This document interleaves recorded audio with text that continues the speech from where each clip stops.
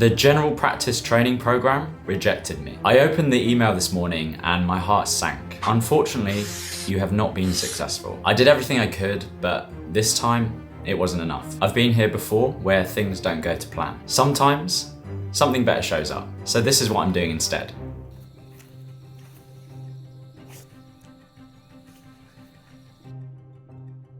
A very quick introduction if you're new here. My name is Chris. I'm a medical doctor and a content creator exploring work-life freedom. I've been working as a doctor for a number of years. First couple of years I worked in the NHS back in the UK, and I've been working in Australia since about 2020. I had a long period of travel last year, and then when I got back, I decided I was finally ready to be a GP. For my US watchers, a GP stands for general practitioner, and I think you guys like to call it family medicine. GP has been something that's always been at the back of my mind during my medical training as something that out of all the specialties, I would like to do. But having gone through all the application process, sitting the situational exam, this is the email that I got this morning. Dear Christopher, you know it's serious when they're using my full name. Thank you for applying to the 2026 Australian General Practice Training Program. This year, we received an unprecedented number of applications. Unfortunately, you have not been successful in securing an offer in this intake. The training pathway and regions you requested were highly competitive, and a merit-based ranking was used to allocate places. Based on your performance in the National Selection Assessment, you did not rank highly enough to receive an offer in your chosen pathway and region. We understand that this is disappointing news and not the outcome that you were hoping for. Please know we appreciate the time and effort you invested in your application. So yeah, sad times, not in the GP training program, but like it said in the email, I did apply to the most competitive region in the country, where I think the places were around 4-1. Don't know why rural Southeast Queensland is the most competitive in the country. If you do know, please let me know in the comments. But I actually didn't put any backup preferences at all.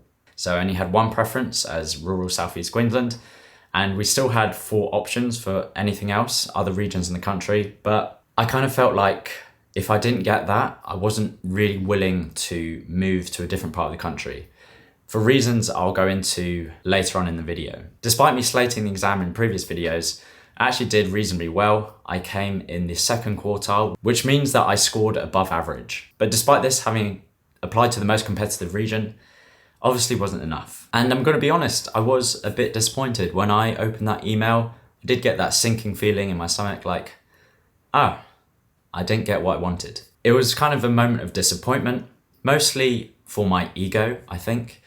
Just the fact that I'm being told that I'm not good enough, or that there are many number of other people who ranked above me in the application process. And there is a strange weight to being told that by essentially a personality quiz or an emotional intelligence quiz that you don't deserve to be in the top region in the country. Like, I didn't do badly, but I didn't do the best. I did above average, but it wasn't in the 1st quartile. And who knows, maybe even if I did rank in the 1st quartile, maybe I still wouldn't have got an allocation. There's definitely a voice in my head. You do get to a certain age or a certain stage in your medical career when you see all your friends who are your age or graduated at the same time as you, they're all on a training pathway, they're becoming consultants. I have a lot of friends who are actually fully qualified GPs now. I definitely took the scenic route. And there is that voice in the back of my mind like, oh, I should be further along than I actually am. So this is, I guess, another kick in the nuts that I will have to wait to actually get onto a training pathway. Or maybe the college saw my GP exam video and thought, not quite GP material. Who knows? But I do love that the multiple choice quiz on Gary stealing the printer paper is deciding my future career. But having said all this, no regrets, and no regrets in not putting any other preferences for training region. As you know, I have moved to Australia from the UK, and I've become somewhat settled in Brisbane and this region. As an international medical graduate, I couldn't even apply to be in the metro area, so working within a city. All international doctors who got their medical degree abroad have to do something called the 10-year moratorium, which basically means from 10 years when they first step foot in Australia, they can't work in a metro area, they have to work rural. So I was already willing to work rural. I was willing to either commute out of Briz or at least live within driving distance of where my fiance is, where my fiance's family is, who are now my family. I've already left one family and all my friends back in the UK. I did just want to be around this new family and this new community and network that I've set up here. If I was offered another training region where I would have to move away again, I probably wouldn't have taken it. So this wasn't a careless mistake. This was a conscious choice. It was a conscious choice with trade-offs. So let me explain what I'm going to do instead. I'm going to do more locum work. So doing more of the fly in, fly out doctor stuff, working in emergency across different departments in the country. It's a great job, not something that I want to do forever, but it's definitely something that I'm enjoying right now. So I'll probably just do it for an extended period.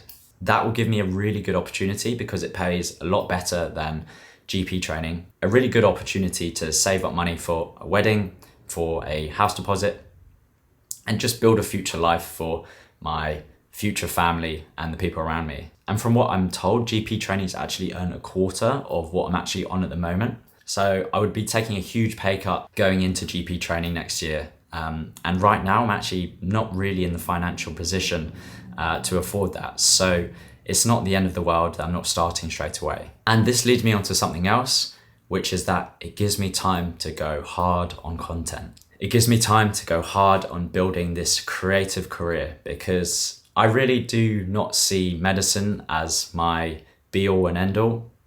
And I love that I'm doing content creation on the side, completely alongside medicine. And I'm so grateful that I have this thing that I'm building here.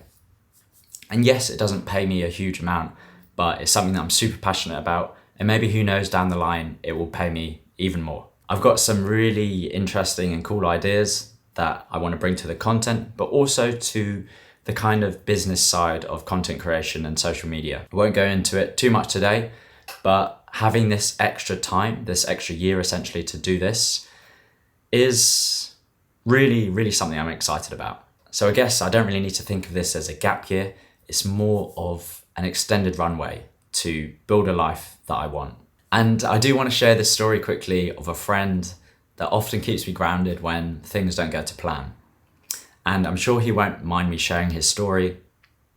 I know he watches my videos. I won't say his name or anything. But he is a friend, one of my best friends from home. We grew up together in primary school, secondary school. He didn't get into the university that he wanted to. He really wanted to get into Imperial in London, and he got rejected. And at the time, it felt like getting rejected from Hogwarts. So instead, he went into another uni called Southampton, and him going to Southampton really changed him as a person. He had a massive glow up. He basically just became a completely new individual. If he had gone to Imperial, he would have continued to be very smart. He would have studied a lot, but he would have remained very one-dimensional. So instead in Southampton, he went in, lost a load of weight. He became a bit of a social butterfly.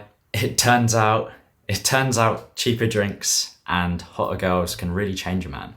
And honestly, I've never seen a man level up faster in my life. He lost about 15 kilos. He started wearing contact lenses. He stopped dressing like he was in year 10. In Imperial, he might have stayed a nerd.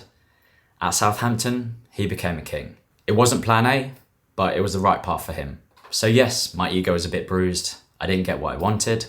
But from my past experience and from the experiences of the people around me, this might be the best thing that's ever happened to me. I would love to know if you've ever been rejected from something and it led to something better. Let me know in the comments. I really want to be inspired. And I'm sure I'll still get there eventually, even if it's not this year. In the meantime, I'm going to make the most of every single second because GP training's loss is the YouTube algorithm's gain. I'll see you next week.